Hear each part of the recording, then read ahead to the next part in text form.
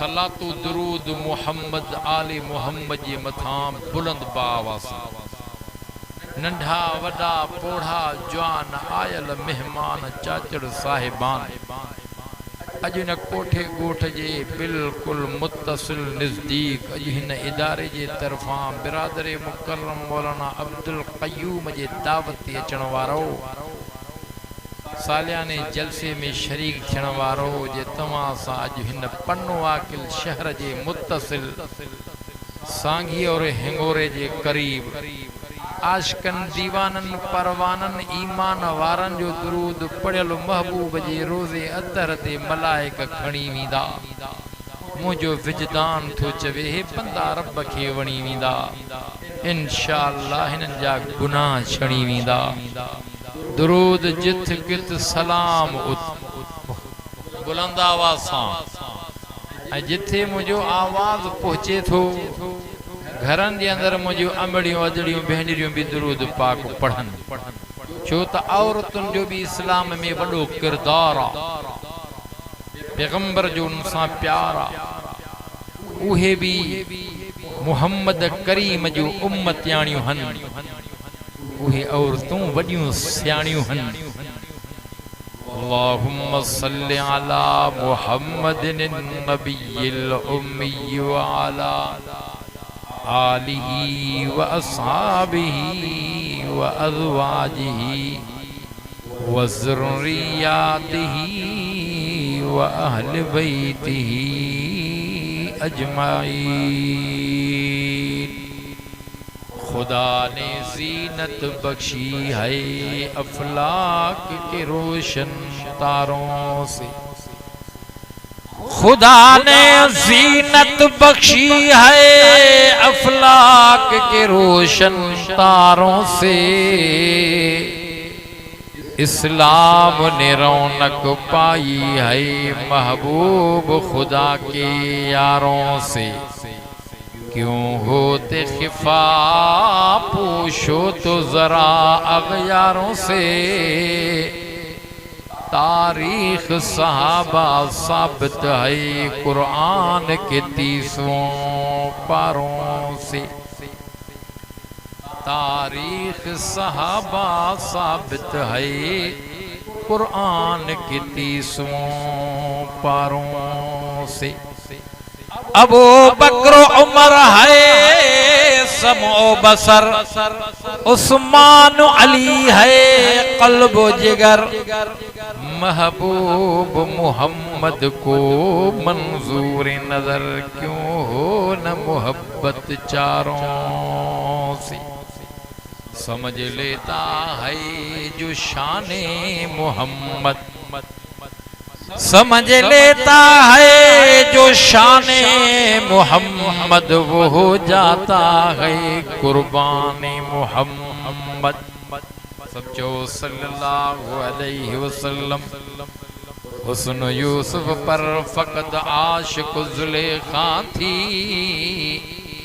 ए मोहम्मद तुम्हारे रोए अनवर पर फिदा सारी खुदाई है जुलेखा के सहेलियों ने कटे थे हाथ यूसुफ में मोहम्मद के गुलामों ने कटे थे सिर मोहम्मद शहादत है मकसूद मतलूब मोमिन न मालो न दौलत न किश्वर कुशाई 20 मुहर्रमुल हराम जी राता अब्दुल गफूर जी मुख्तसर बाता तव्हां जो अलाए काॾे ख्याल आहे गर्मी जो त इहो हाल आहे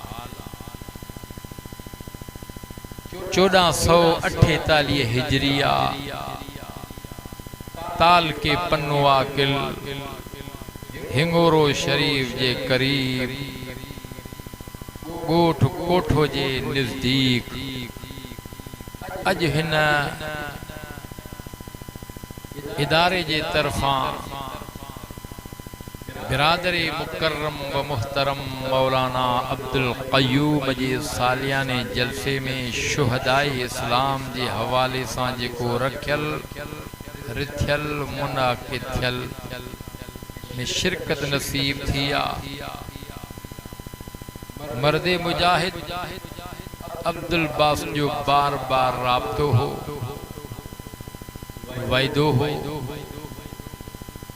अल्हम्दुलिल्लाह सुम्मा अल्हम्दुलिल्लाह रब साईं वैदे वफा करण जी तौफीक अता फरमाइया। कुरान जी तिलावत फरमाइया। बेशुमार अहादीसुन मजा हिकड़ी हदीस जो हिस्सो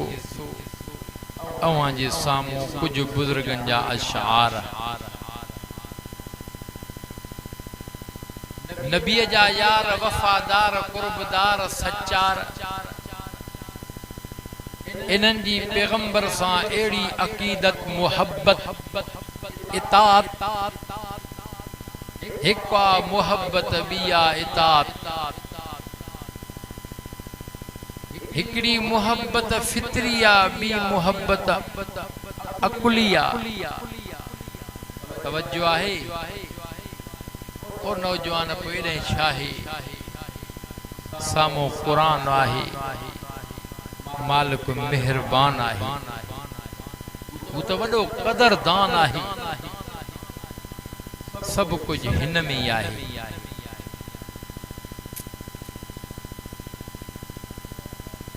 पैगंबर जी मुहब्बत इताअत मुहब्बत ते निगाह थी कजे त पैगंबर जी बचपन हुई जवानी ही शबाब जवानी ही मुहब्बत जो आलम इहो आ जो सको चाचो भी पैगंबर जे मथा फिदाया। पैगंबर जे ॼमण ते खुशी कन पया पंहिंजी बाणीअ खे आज़ाद कन पया। किन जे ज़बान मां ये जुमला निकरन पया। दुनिया में दीद दौड़ाई आ हसीन जमील हेड़ो असान ॾिठो आ। मुबारकूं मिलन पयूं हा हा खुशियूं विरहाइजन पयूं। ॻाल्हियूं आसमानन खां भी अचन पयूं। रब्बे काबा जो कसमा मुहब्बता अॻिते इताअत आ। जन मुहब्बत कई वरी इताअत कई फरमा बरदारी कई उहे अॾजी वया रंगजी वया जन्नत पहुची वया हुल हुली वया राज खुली पया मैदान मल्हाइन पया। अकुली एडी मुहब्बत आ हिकड़ी फितरी मुहब्बत आ बी अकुली मुहब्बत आ। हिकड़ो साहबी सगोरो आ चौन सुभान अल्लाह। मदीनो शहरा आका इमामुल अंबिया मुहम्मद मुस्तफा सहाबा जे मौजूदगी में वडी कचहरी हलंदी पया।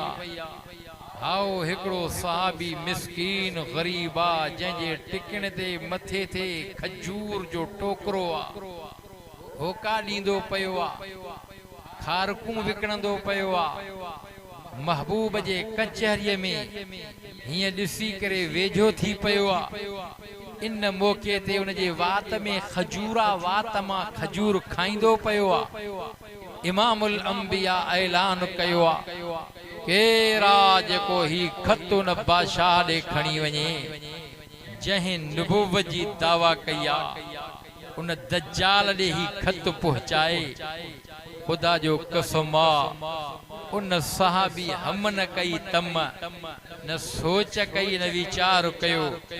खारक वात में आ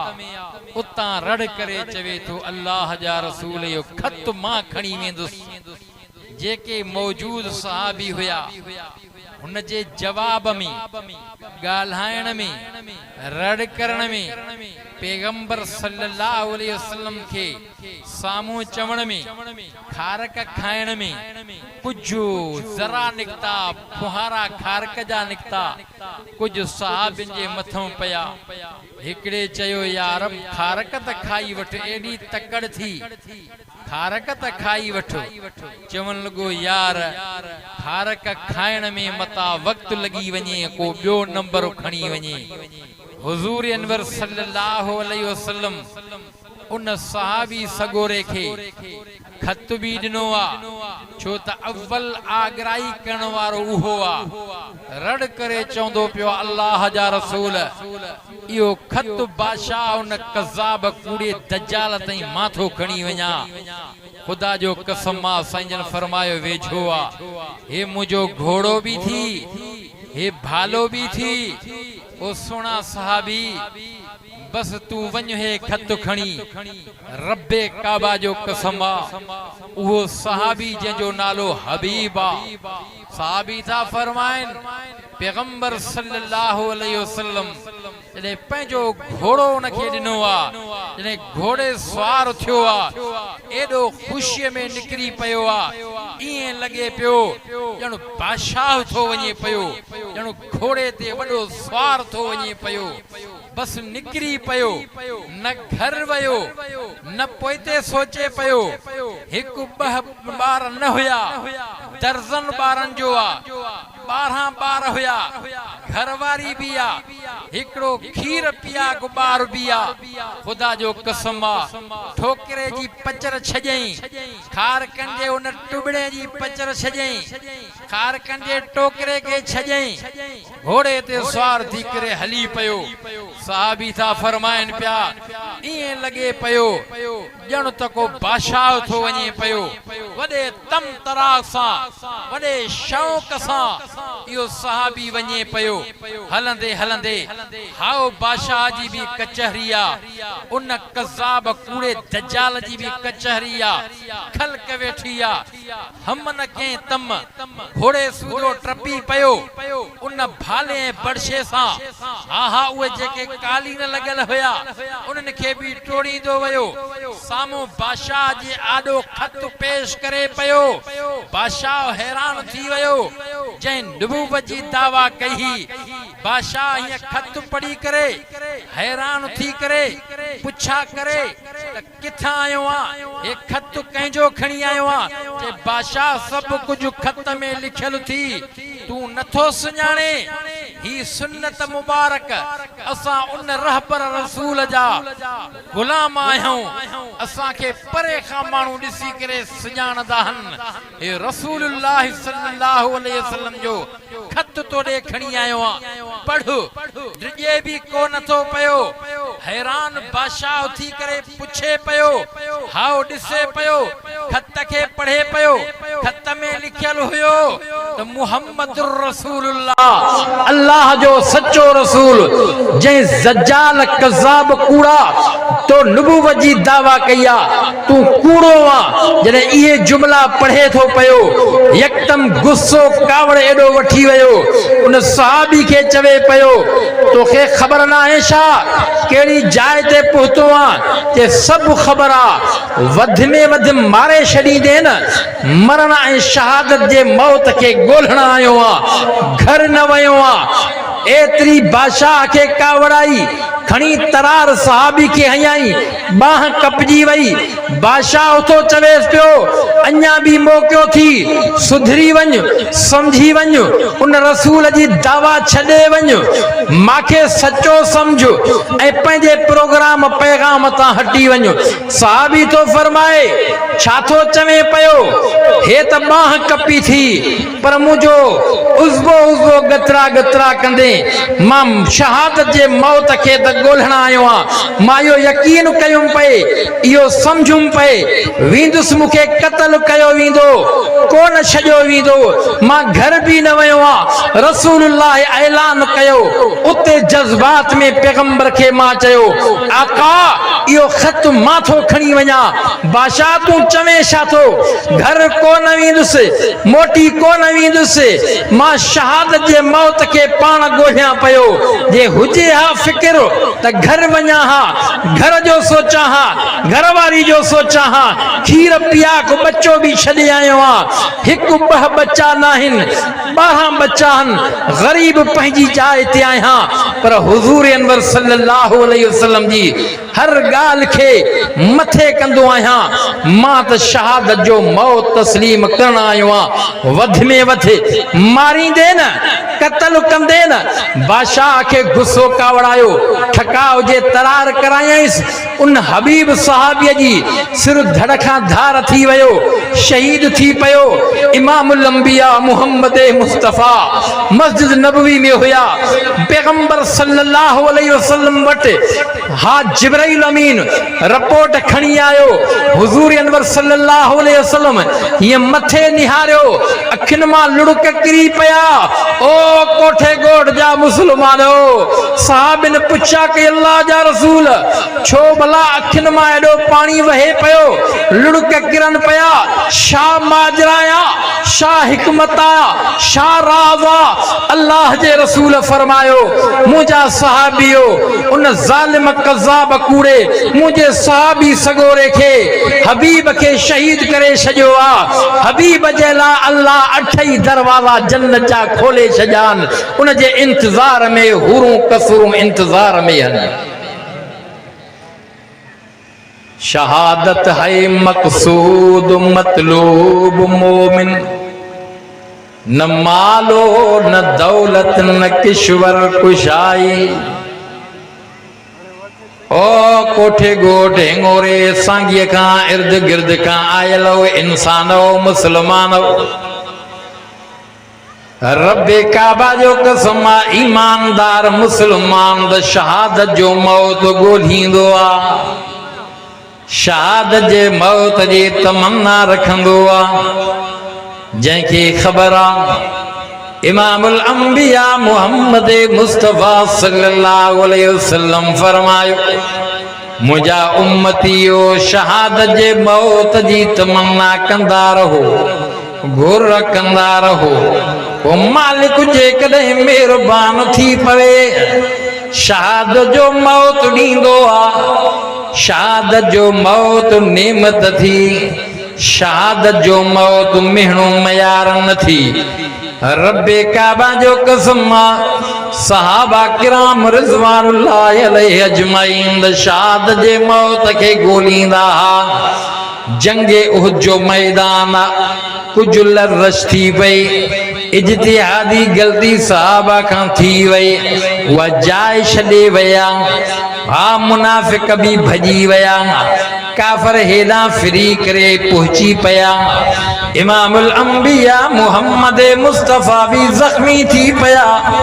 अबू बकर सिद्दीक रज़ियल्लाहु ताला साईं जन के उहद जे दामन में वठी वया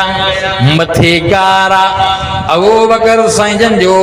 खून मुबारक घन वया पट्टी मलम कन वया हेडे शैतानी अफवाह थी वई त इमामुल अंबिया भी शहीद थी वया हुल हुली वया पर अगते राज खुली पया इमामुल अंबिया के कासिद के मोकलियो जने इया खबर उहद में पहुंची वई पहाड़ उहद जे अंदर 70-72 साहबी शहीद थी पया इमामुल अंबिया भी जख्मी हुआ हेडे खबर थी वई शैतानी खबर पहुंची वई तो साईं जन भी शहीद थी वया खुदा जो कसम साहबा दिमाग के अकुल के मथे के हथ दई करे तरारूं फिटूं करे वेही रया रब साईं कुरान करीम जो आयतूं नाज़िल फरमायूं इमामुल अंबिया मोहम्मद मुस्तफा सब जो सल्लल्लाहु अलैहि वसल्लम सहाबी रसूल हिकड़े पंहिंजे जानसार वफादार कुर्बदार सच्चार के हुकुम कयो हाणे ऐलान कर हाणे ॿुधारेन अल्लाह जो रसूल हाल हयाता शहीद न थियो मैदान न सजो पुख्ता थियो बहादुर थी वञो मैदान मल्हायो खुदा जो कसम जॾहिं इहा खबर मदीने शहर ताईं पहुती। हालांकि मैल डेढ़ उहद पहाड़ मस्जिद नबवी शहर मदीने खां परे आ। मस्जिद नबवी मां निकरंदे त साम्हूं उहद पहाड़ नज़र ईंदो जाते 70-72 सहाबी भी शहीद। इमामुल अंबिया मुहम्मद मुस्तफा जो सको चाचो अमीर हमज़ो भी शहीद आ। अॼु उहो भी उते मदफून आ। पर हिकिड़ो सहाबी उहो आ जंहिं ताज़ी शादी कई। चंद ॾींहं गुज़रिया हा, थोरो वक्त शादी खे आ। रात जो घरवारी सां हम बिस्तरी कई आ। मदीने में पढ़ेजण वारो पढ़ो ॾींदो पियो आ। ऐलान थींदो पियो आ, ओ मदीने वारो, जॾहिं इहा ख़बर मदीने ताईं पहुती आ त साईं जन भी शहीद थी विया। इहो सहाबी असर जे टाइम में जॾहिं इहा ख़बर तो ॿुधे पियो, घरवारी सां हम बिस्तरी थियलसि, तरार खणी करे गुस्ल न कयईं, भॼी पियो। भॼंदो आयो, मैदान में लही पियो, काफ़िरनि सां विढ़ंदो रहियो, तरार हलाईंदो रहियो। विढ़ंदे विढ़ंदे आख़िर पाण भी शहीद थी वियो। हेॾे 70-72 शहीद, उन्हनि में भी शहीद। वरी रब सोभता फरमाई, वरी साहबा घेराव काफ़िरनि ते कयो, फतह थी वई। उहद वारी लड़ाई लगी वई। 70 सहाबी त शहीद हुया। अल्लाह मेहरबानी फरमाई आ। खुदा जो कसम आ, साईं जन फरमायो लाश जी गणती कयो। हाणे इन्हनि खे मदीने हली खणी करे जन्नतुल बकी ॾे मदफून कयो। साहबा किराम रिज़वानुल्लाहि अलैहि अजमईन जॾहिं साहबा जी गणती था कनि पिया, हाय हिकिड़ी औरत ईंदी पई आ, अर्ज़ कंदी पई आ, ओ सहाबियो, बापर्दा पर्दे में हिजाब में अची करे साहबिन खे दी चवे, छजो मां आका सां वञी मिला। इमामुल अंबिया ताईं रिपोर्ट पहुती, सोना साईं औरत पर्दे मां आया। पर्दे मां आवाज़ ॾींदी पई आ, चवंदी पई आ, आका इमामुल अंबिया सां गुफ्तगू करणी आ, साईं जन सां मूं राज़ जी ॻाल्हि करणी आ। साईं जन फरमायो छजोसि। साईं अलाए, हाय औरत चवंदी पई आ, मुंहिंजो मुड़ुस भी इन जंग में शहीद थी वियो आ, हिकिड़ी राज़ जी ॻाल्हि आ, वञी करे आका सां कयां। साईं जन जे वेझो आई, साईं जन खे अर्ज़ थी करे, अल्लाह जा रसूल, ए अल्लाह जा हबीब, दिलनि जा तबीब, मूंखे ख़बर आ मां पंहिंजे मुड़ुस ते शहीद थियण ते जज़ा फज़ा न कंदमि, धाड़ पिट न कंदमि, रोज राड़ो न कंदमि। हिकिड़ी ॻाल्हि खणी आहियां तव्हां ॾे, जेका उन मुड़ुस ऐं मांखे ख़बर, ही बि अल्लाह खे ख़बर आ, ॿी कंहिंखे ख़बर नाहे। इहो बि पतो आहे त शहीद खे साॻी हालत में दफ़नायो वेंदो आ, शहीद खे गुस्ल न ॾिबो आ, शहीद खे साॻे कपड़नि में मदफून कयो वेंदो आ। अल्लाह जा रसूल, पर मुंहिंजे ज़हन में ख़्याल आयो, साईं मुंहिंजो शोहर, मुंहिंजो मुड़ुस ताज़ी शादी असांजी थियल आ, मां उनजी कुंवारा, मां उनजी घरवारी आ। सोना साईं जॾहिं ऐलान मदीने में थियो, तव्हांजो ही पतो अची पियो, मां सां कुझु टाइम अॻ में न बिस्तरी कई आ, इहो जनाबत में आ, भॼी तॾहिं आई आ। सोना साईं मुंहिंजो मुड़ुस भी शहीद थी वियो आ, ख़बर पई आ। साईं मुंहिंजे मुड़ुस खे जनाबत आ, गुस्ल पियल आ। मुंहिंजे साईं फरमायो, ॾिसो न सहाबी सगोरे खे हीअ जो जाच कनि साईं, हे सभु पयान शहीद थियल। साईं तव्हांजो चाचो अमीर हमज़ो भी शहीद आ, पर उनजो लाश नज़र कोन थो अचे, उनजो जिस्म नज़र कोन थो अचे। इमामुल अंबिया मुहम्मद मुस्तफा हीअ निगाह मथे कई, साईं जन मुर्की पिया। हाय साईं जन फरमायो त तरसो अन करीब उन साहबी जो जनाज़ो लाश अचण वारो आ, जिस्म अचण वारो आ। थोड़ी देर खां बाद में साईं जन फरमायो ॾिसो आओ साहबी था फरमाइनि था। उन साहबी सगोरे के ॾिठोसीं, ताज़ो गुस्ल जल हुयो, उन जे वारनि मां पाणी किरे पियो ट्रिमे पियो। साईं जन फरमायो इहो उहो हुयो जो इनखे मलाइका आसमान ते खणी विया हा। मां ॾिठुमि जन्नत जे पाणीअ सां उनखे गुस्ल जन पिया। साहबी था फरमाए रब्बे काबा जो कसम आ, उन जे वारनि मंझां ताज़ो ताज़ो पाणी ट्रिमके पियो, कतरा पाणीअ जा वहनि पिया। ओ दुनिया जो इंसानो, शुहदा इस्लाम जे हवाले सां ॿ टे ॻाल्हियूं कयां। रब्बे काबा जो कसम आ, शहादत जो मौत नेमत थी, गनीमत थी। रब जंहिंखे चाहींदो थी शहादत जो मौत ॾींदो थी, छो त शहादत वारो मर्तबो उहदो इहो कसबी न थी वहबी थी। टे उहदा अहिड़ा थी जेके कसबी न आहिनि वहबी आहिनि। नबूवत वारो उहदो, सहाबियत वारो उहदो, सहाबियत वारो उहदो खुदा जो कसम आ। टियों शहादत वारो उहदो, ये कसबी न आहिनि वहबी आहिनि। अल्लाह जंहिंखे चाहींदो आ इहे मर्तबा उहदा ॾींदो आ। नबूवत वारो उहदो जंहिंखे ॼणोसि ॾेई छॾियईं आलम अरवाह जे अंदरि। सहाबियत वारो उहदो बि जंहिंखे ॼणोसि ॾेई छॾियईं। हा 1.25 लख नबी आया, उनखे सहाबी मिली विया।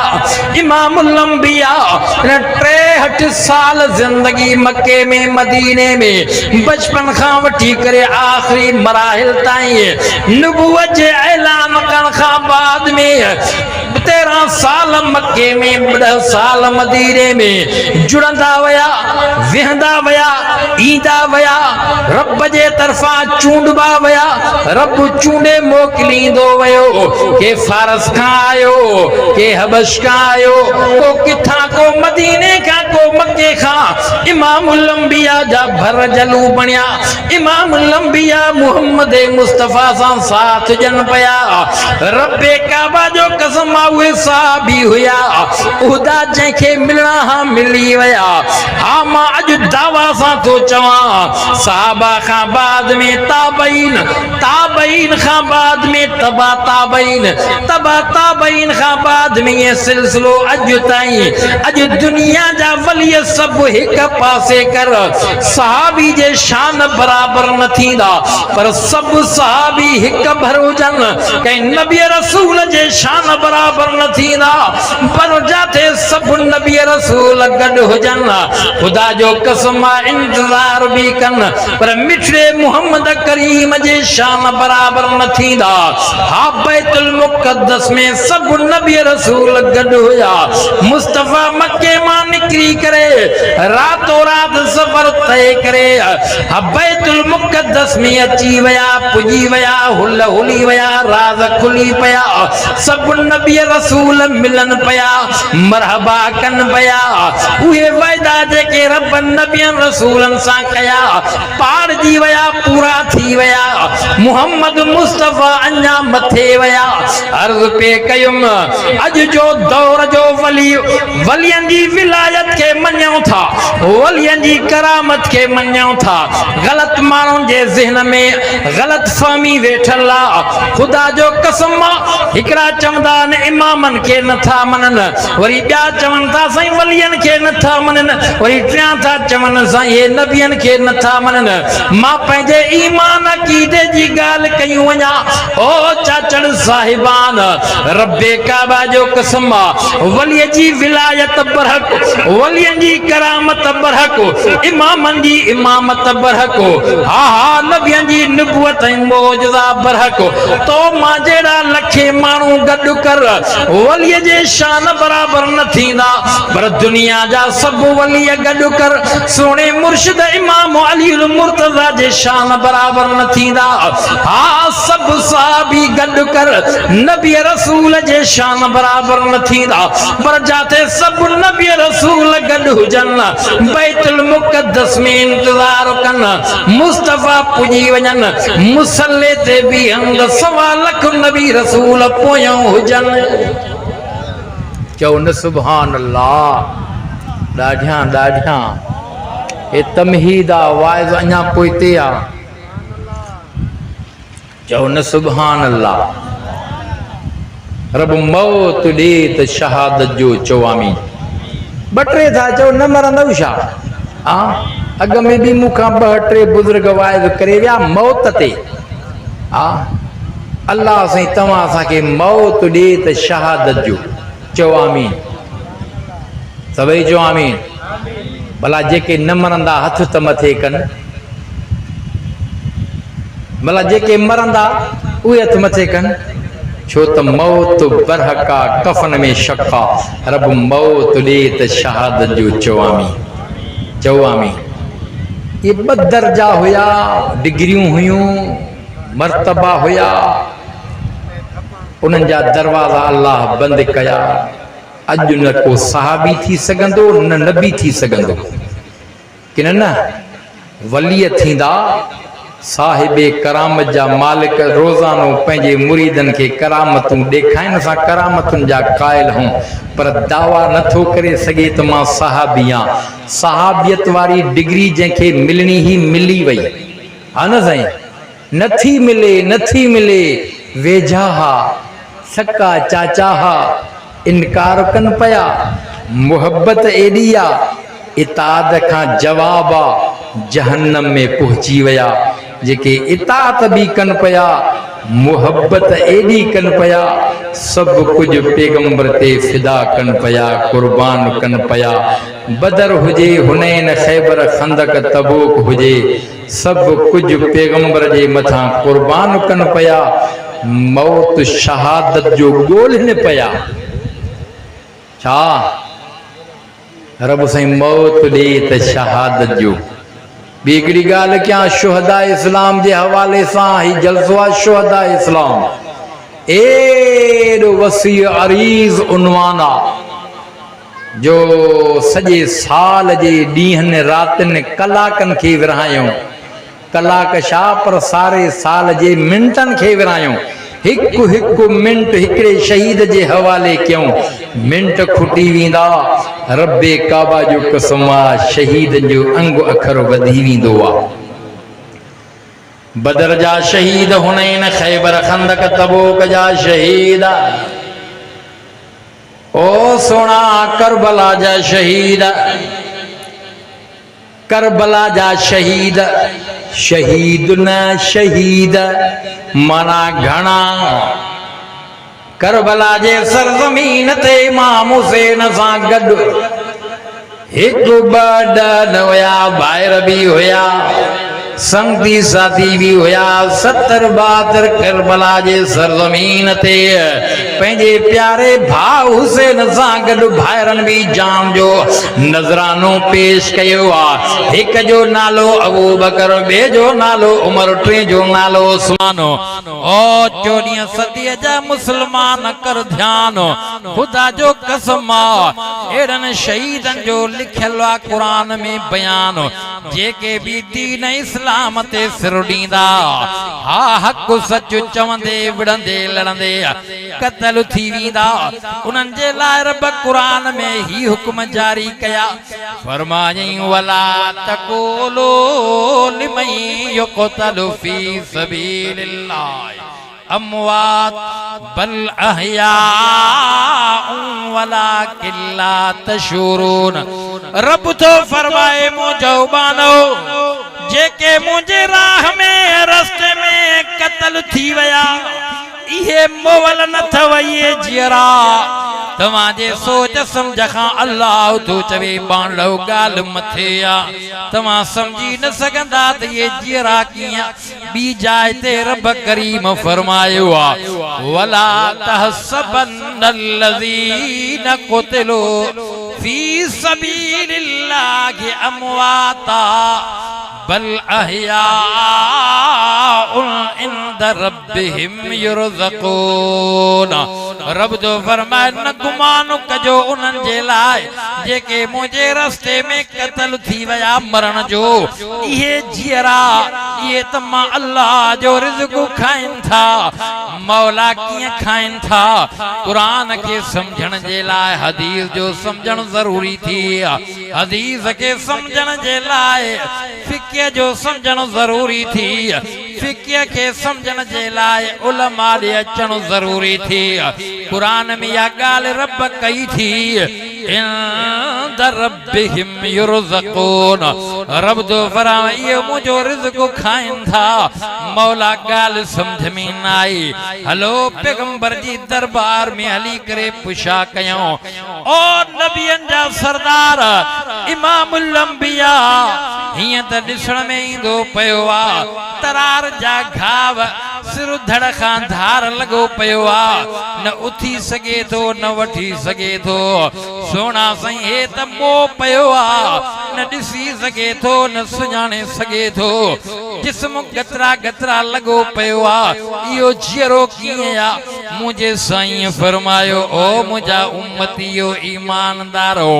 हा दुनिया फानी थी। दुनिया जे जहान में ज़िंदगी आरज़ी थी। दुनिया वारे जहान में अल्लाह जिस्म ॾिनो थी। जॾहिं इन दुनिया वारे जिस्म मां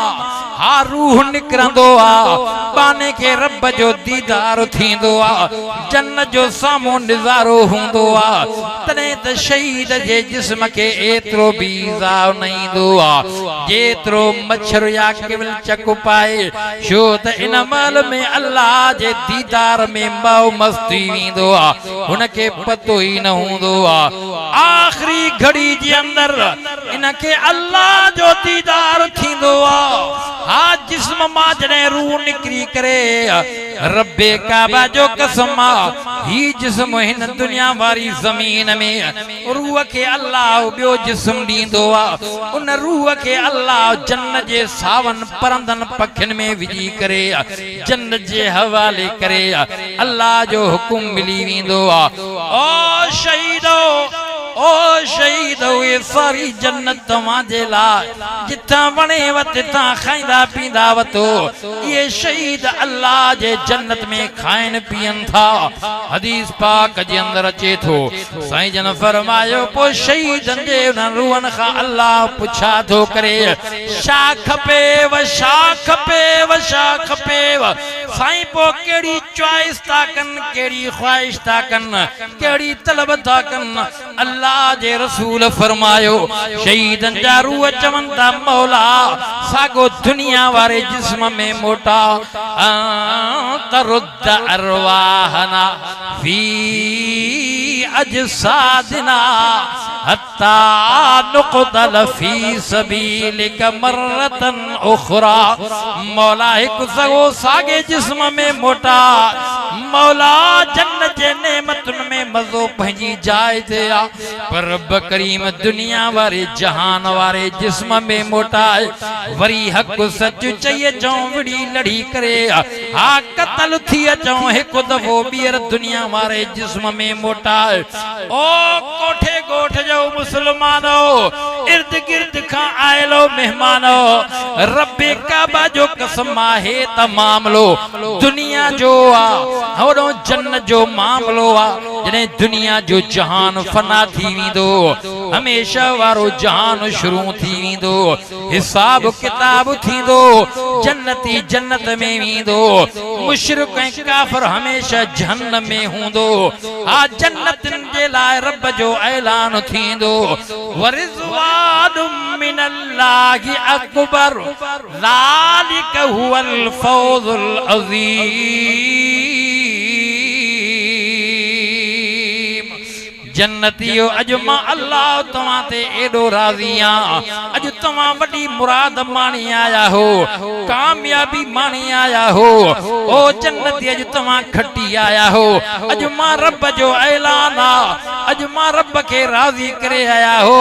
वरिज़वानुम मिनल्लाहि अकबर ज़ालिक हुवल फौज़ुल अज़ीम। ओ दुनिया जा इंसान थोड़ो कर ध्यान आखिरी गाल कयूं वञा बुधायूं वञा वरी रब जो ऐलान थींदो आ जन्नतियो जन्नतियो जन्नतियो सारा जन्नती अल्लाह जे आवाज में मस्त हूंदा हो कलीम सां रब ॻाल्हाए दुनिया में वण माया झुड़मा आवाज अचे त कलीम चवे रब अरनी जवाब तो मिले लम तरानी कलीम के रब जे आवाज में मज़ो अचे पयो हे जन्नत जो मामलो आ अल्लाह पंहिंजे मोहब्बत वारे अंदाज सां सॾींदो जन्नतियो जन्नतियो जन्नतियो सारा जन्नती रब ॾे मुतवज्जह थींदा रब फरमाईंदो जन्नतियो मता तव्हांजे दिल में खुटखुटो पैदा थे अलाए मौत न ईंदो बस दुनिया में तव्हां ते मौत आयो आ अॼु मां मौत के मौत ॾींदो पियो आ मौत के भी मौत ॾींदो पियो आ मौत के भी मारींदो पियो आ रब्बे काबा जो कसम सारा जन्नती अल्लाह सां मुतवज्जे हूंदा जन्नत जे अंदर तुम्बे जी शक्ल में मौत आंदो ईंदो होॾो जहन्नमी रड़ियूं कंदा हे मौत अचे मौत अचे मौत अचे मौत अचे रब के सब ख़बर आ रब कावड़े गुस्से सां जहन्नम सां ॻाल्हाईंदो जहन्नमियो तव्हां मौत तलबियो था हेॾे तवज्जो कयो जहन्नमी भी ॾिसंदा रब फरमाईंदो जहन्नमियो अॼु मौत ते मौत थो आणिया अॼु मौत खे कुहायां थो हमेशा हमेशा तव्हां जहन्नम में हूंदो छो त हमेशा हमेशा जहन्नम में मुशरिक काफ़िर हूंदो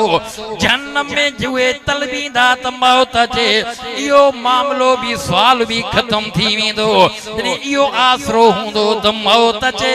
रब जहन्नमिन खे चवंदो जहन्नमियो अॼु मौत ते मौत थो आणिया जन्नतियो तव्हांजो खुटखुटो खत्म थी वञे अॼु मौत खे ॾिसो मौत ते मौत थो आणिया हमेशा हमेशा तव्हांजे लाइ इहा जन्नत या जेकी शइ तलबींदव चाहींदव ख़्वाहिश कंदव उहा शइ मिलंदी तव्हांखे वञो जन्नत में खाओ पियो ऐं शुकयो जेको माण्हू तसव्वुर में गुमान में ख्याल में ॻाल्हि कंदो फटाफट उहा मिली वेंदी टच वारो मामलो हूंदो जेकी शइ तसव्वुर में ईंदी उहा शइ मिली वेंदी वरी ऐलान थींदो जन्नतियो छा खपेव सारा जन्नती चवंदा मौला जेकी ख़्वाहिश कयूं पिया महिनत ऐं काव शइ कोशिश करण जी ज़रूरत नथी पवे जेकी तसव्वुर में गुमान में रखंदा पिया मौला उहा फटाफट मिलंदी पई आहे रब कहिड़ी शइ तलबो अल्लाह जे तरफ़ां बार बार ऐलान थींदा जन्नतियो अॼु घुरो त ॼाम छा खपेव छा खपेव छा खपेव रिवाजात जे अंदरि अचे थो हिकिड़ी जमात रब खे चवंदी मौला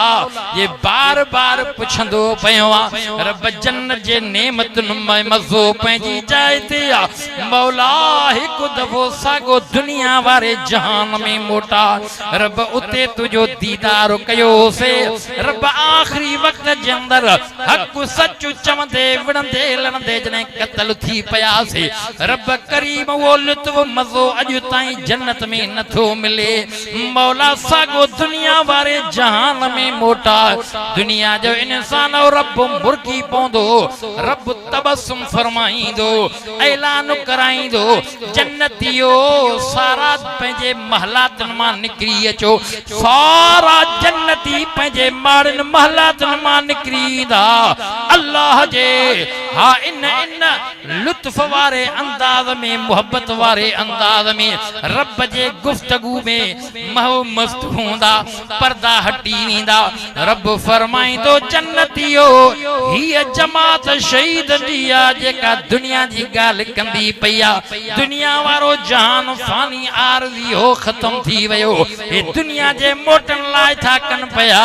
हिन ॻाल्हि जे करे त दीदार ॿीहर करे अचूं जन्नतियो अचो तव्हांखे मां अल्लाह दीदार करायां रब्बे काबा जो कसम कई वरे साल जन्नत में अल्लाह जे दीदार में मो मस्त होंदा भुख उञ कोन लगंदी प्या तकींदा तकींदा तकींदा ऐलान थींदो जन्नतियो हाणे पंहिंजे महलातन में हलिया वञो वरी बीहर भी थींदो ऐलान हा अठे दिहाड़े रब्बे काबा जो कसमा वरी जन्नतन के रब जो दीदार यो सिलसिलो हलंदो रहंदो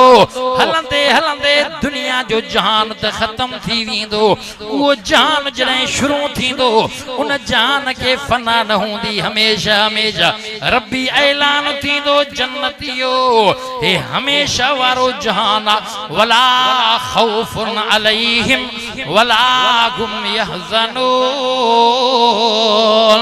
न गम हूंदो न खौफ हूंदो खौफ भी खत्म थी वयो मौत वारो गम दुख भी न हूंदो जन्नत जो मज़ो ही मज़ो हूंदो अल्लाह जो बार बार दीदार थींदो ओ दुनिया जो इंसान असां जो त ईमान अकीदो शहादत जो मौत मामूली ना है शहादत जो मौत रब जी नेमत मुझो ईमान अकीदो करबला जे सरजमीन में जेके 70-72 शहीद थी वया ये सब जन्नती जेके भी क़यामत जे सुबह ताईं हक सच चवंदे विढ़ंदे लड़ंदे कत्ल थींदा जन्नत में जरूर वींदा रब साईं तव्हां सां के भी मौत दे त शहादत जो रब साईं इमाम हुसैन रज़ी अल्लाह ताला अन्हु जे उन नक्शे कदम ते हलण जी तौफीक अता फरमाए मां चवंदो आहियां हिन महीने मुहर्रमुल हराम के रब करीम अगे भी इज्जत बख्शी ही अगे भी मामला वाकया तेड़ा जो मुहर्रम जी इज्जत इज्जत पर इमाम हुसैन जे शहादत सा मुहर्रम के 4 चंड लगी वया छो त इमाम हुसैन नाने नबी जे खातिर जुल्म जे खिलाफ मैदान मल्हाईंदा रहा विढ़ंदा रहा सब कुर्बान करे वया जालिम जी आडो न झुकिया न विकिया तने भिटाई साहब ही जुमला चया करबला जे पिड़ में घी मां खोड़ियाई झेड़ो यजीद सामुई जुम्बे जोड़ियाई पर मुंह न मोड़ियाई पसीता तरार जो चौवाह हुसैन है न बाबा है हारायल ते कबिया वाह खटल ते कबिया असां जो ईमान कीदो इमाम हुसैन खटियो हारायो ना है कहीं हिय चयो कौनैन में बुलंद है रुतबा हुसैन का फर्शो ज़मीन से अर्श तक चर्चा हुसैन का सरदार तो जहां है नाना हुसैन का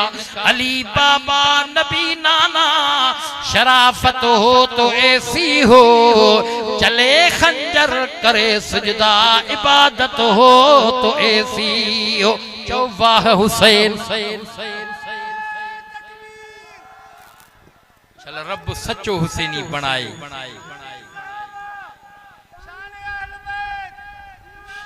शाने हुसैन चल सच्चो हुसैनी बनाए सच्चो बाकी कम तब बहार कच्चो तव्हां बच्चो कुरान ॾे अचो न हणो धचो जो वाह हुसैन इमाम हुसैन खटियो हारायो नहीं असां हुसैनी जो असां हुसैनी वाह करण वारा है करण वारा नहीं वाह कबिया खटियल ते है कबिया हारायल ते इमाम हुसैन खटियो जिंदगी बाकी मुलाकात बाकी मौलाना अब्दुल कयूम तो उई उता रोड ते मदरसो हयो तई थोड़े अरसे में आली शान कम कयो तई जन भी हिन मस्जिद ए मदरसे में मुआवनत कया ताउन कियो मां उनन के लख मुबारक जा क़यामत जे ॾियारे ये ज़मीन भी गवाही दींदी शाहिदी दींदी ओ कोठे गोठ जा मुसलमानो अब्दुल कयूम सां ताउन करण वारो हिन जलसे में अचण वारो गर्मी त आहे रब साईं कब्र क़यामत जी गर्मी खां बचाए व आखिर दावाना अनिल हम्दुलिल्लाहि रब्बिल आलमीन।